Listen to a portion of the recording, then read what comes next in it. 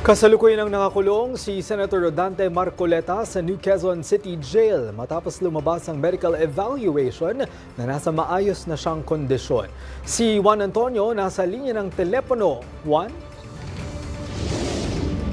Greg, nasa New Quezon City Jail Male Dormitory sa payatas na si Senator Rodante Marcoleta matapos ipag-utos ng Sandigan Bayan 3rd Division ang paglipat sa kanya mula sa PNP General Hospital. Ang kautusan ay kasunod ng medical evaluation ng UP Philippine General Hospital na nagsasabing wala ng kondisyong medikal ang senador na nangangailangan pa ng pananatili sa ospital. Ayon sa ulat, normal na ang kanyang blood pressure at wala na ring sintomas ng pneumonia.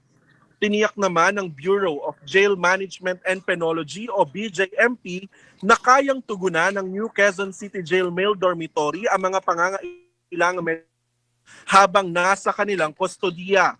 Samantala, naghain ng not guilty plea sa Sandigan Bayan ang mga kapwa-akusado ni Marcoleta na sina dating Congressman Mike Defensor at mga negosyanteng si Joseph Espiritu at Aristotel Viray. Ang tatlo ay kapwa-akusado ni Senator Rodante Marcoleta na nahaharap sa kasong plunder kaugnay ng 75 million pesos na campaign donations na natanggap ng senador noong 2025 pero hindi idineklara sa kanyang SOSE at SALN. Greg?